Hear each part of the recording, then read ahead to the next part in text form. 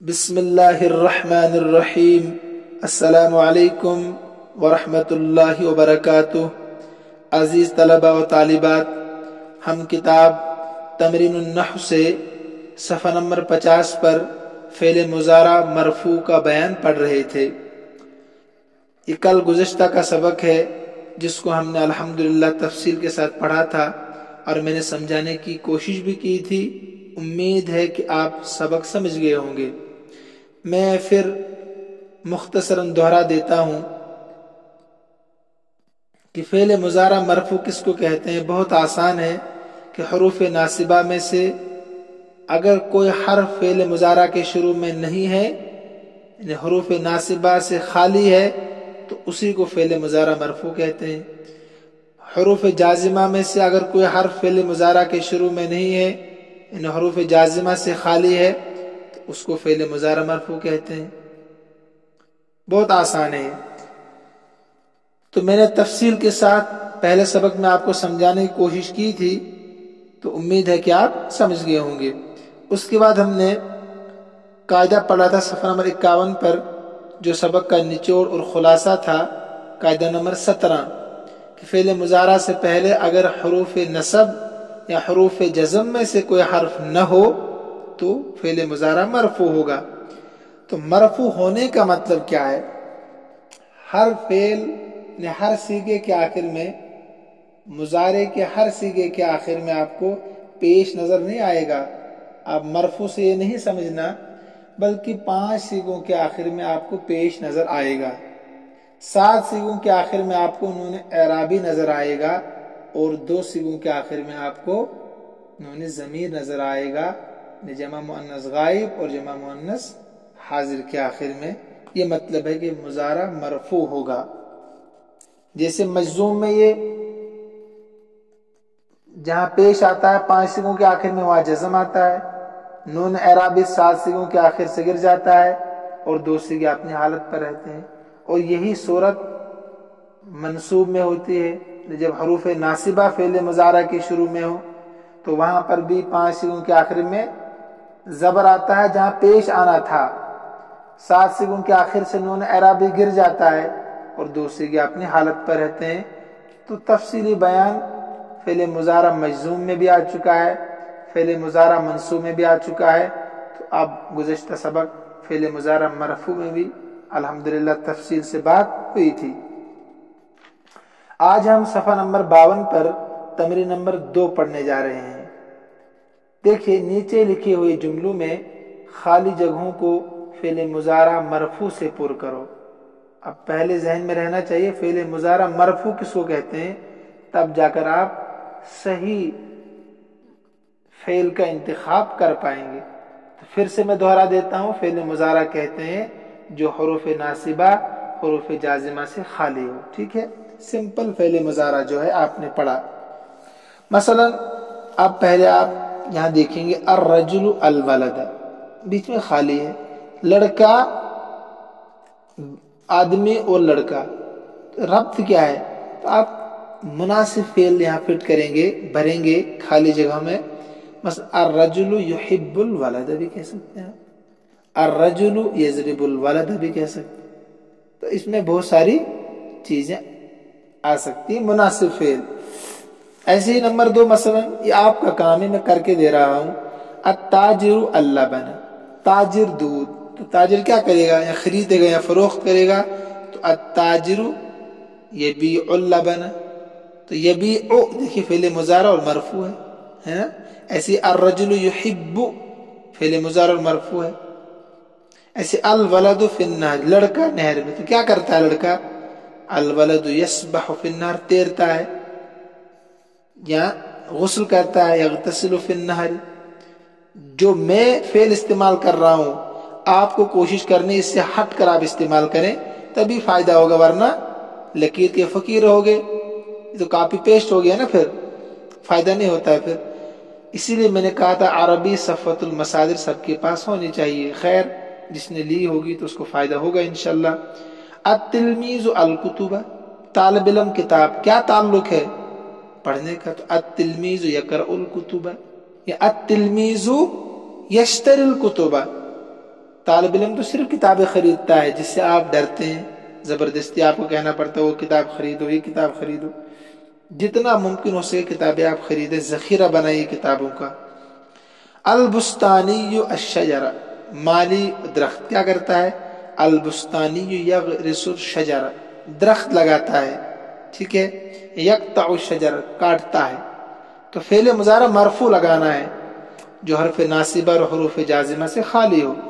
الحلاق الشعر، نائی اور بال، تعلق کیا ہے؟ وہ کاٹتا ہے۔ الحلاق یحلق الشعر، حلق یحلق مناتے ہیں بال کاٹنا، تراشنا، ٹھیک ہے۔ الفلاح الحقل، کسان کھیتی، الفلاح یحصد الحقل، کھیتی کاٹتا ہے۔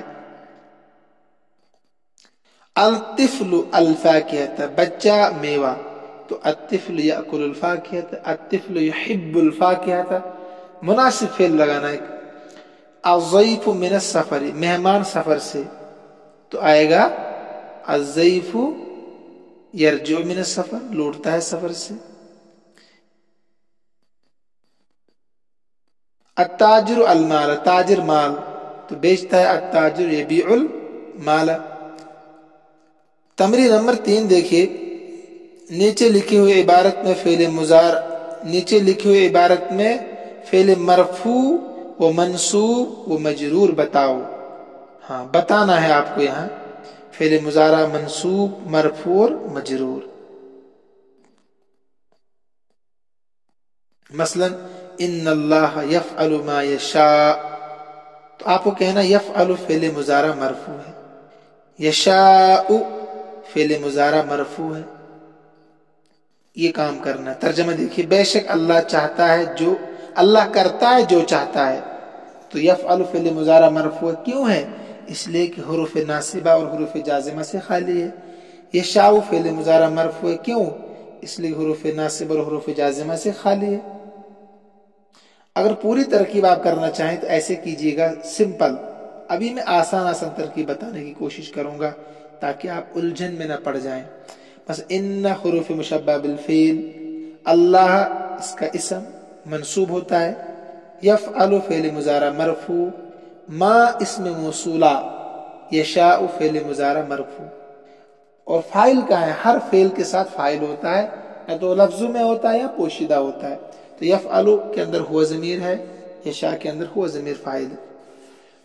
ایسی واللہ یرید ان یتوب علیکم، آپ کو کہنا ہے تو یرید فعل مضارع، اللہ چاہتا ہے ان یتوب علیکم، کہ تمہاری طرف متوجہ ہو جائے۔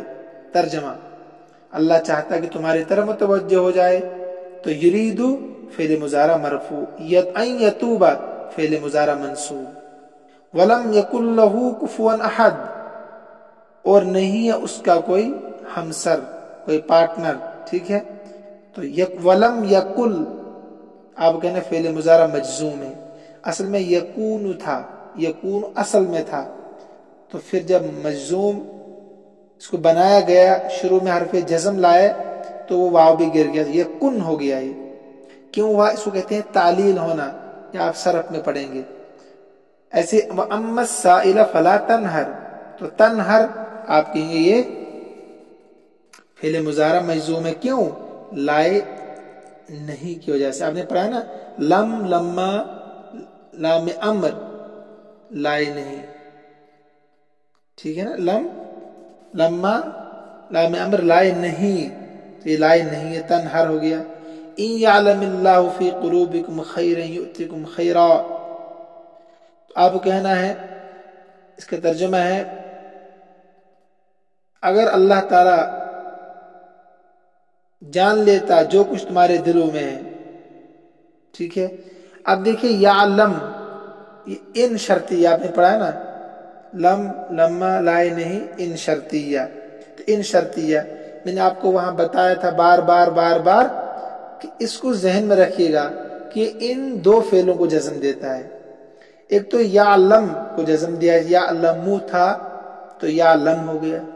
پھر میں نے وہاں بتایا تھا قاعدہ ایک آپ کو، الساکن اذا حرک حرک بالکسرہ، جب کسی حرف کے، کسی فعل کے آخر میں جزم آ جائے اور جزم آنے کے بعد آپ اس کو آگے ملا کر پڑھنا چاہتے ہیں تو یہاں دوسرا قاعدہ آتا ہے. کیا قاعدہ؟ الساکن اذا حرک حرک بالکسرہ، کہ اگر الساکن کو آگے ملانا چاہیں، ملا کر پڑھنا چاہیں تو اس کے نیچے زیر دے دو. اصل تھا یعلم، اب ملا کر پڑھنا چاہتے ہیں تو یعلم اللہ ہو گیا. ذہن میں آیا آپ کے؟ ٹھیک ہے. ایسے یؤتکم اصل میں تھا یؤتی، ٹھیک ہے، تو یہاں پر بھی کیا ہو گیا؟ یہ گویا کہ یہاں بھی ساکن ہو گیا. ایسے اشرک فی امری کئی نسبحک، دیکھیے نسبح اصل میں تھا نسبح، تو کئی نے جو حرف ناصبہ میں سے ہے ان لن کئی اذن، اس کو نسبح کر دیا، یعنی حو کے بجائے ہا ہو گیا کئی کی وجہ سے.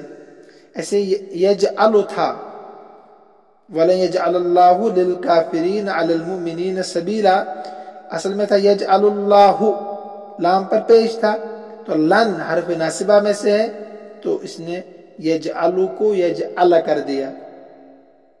ٹھیک ہے، آپ کہیں گے فعل مضارع منصوب ہے، یہ کیوں؟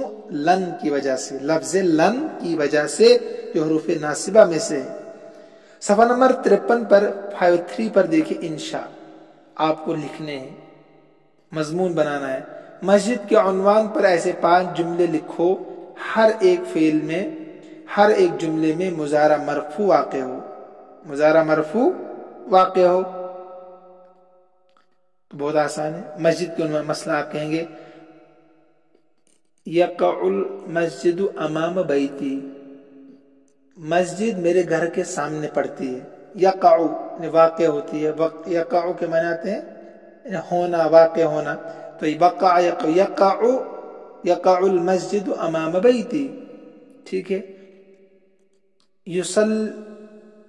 یقرأ الناس القرآن فی المسجد، ٹھیک ہے. ینظف الناس المسجد. ایسے 5 جملے بنانے آپ کو. اب آپ دیکھیے کہ کیسے بنائیں گے آپ، مگر جو میں نے بنایا اس سے ہٹ کر ہونے چاہیے. بت پرستی کے عنوان پر ایسے 5 جملے لکھو کہ ہر ایک جملے میں مضارع مرفوع واقع ہو. بت پرستی، مثلا یہ پیچھے آپ نے پڑھے ہیں یکسر زید الاسنام، ٹھیک ہے. یعبد الناس التجارت، لوگ تجارت کی عبادت کرتے ہیں نا. یعبد الناس البقرۃ، لوگ گائے کی عبادت کرتے ہیں، یہ بت پرستی ہے نا.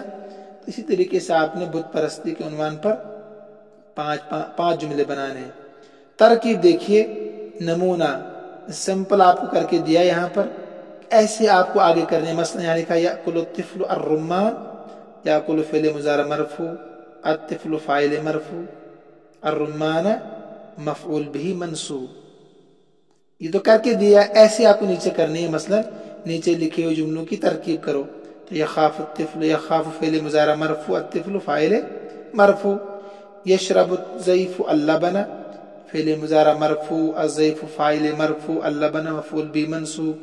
یحب الولد ان یلعب، تو یحب چاہتا ہے لڑکا کہ وہ کھیلے، ترجمہ اس کا. تو یحب فعل مضارع مرفوع، الولد فاعل مرفوع، ان حرف ناصبہ، یلعب فعل مضارع منصوب. ان یلعب پر خیال رکھنا ہے آپ کو، ایسے کرنا ہے آخر تک. آپ کو ترجمہ دیکھیے، یخاف الطفل، بچہ ڈرتا ہے، مہمان دودھ پیتا ہے، اور بچہ چاہتا ہے کہ وہ کھیلے، بچہ کھیلنا چاہتا ہے. یہ ترجمہ بھی آپ کر سکتے ہیں. سارا کام تو میں نے کر کے بتایا، آپ حل کر کے دے دیا، پھر بھی آپ کہتے ہیں مشکل تھا. آپ جلدی جلدی پڑھاتے ہیں، زیادہ پڑھاتے ہیں. سارا کام حل کر کے دے دیا میں نے، تو لہٰذا آپ محنت کریں. ھذا من عندی واللہ اعلم واحکم واتم وما توفیقی الا باللہ علیہ توکلت والیہ انیب. السلام علیکم ورحمۃ اللہ وبرکاتہ.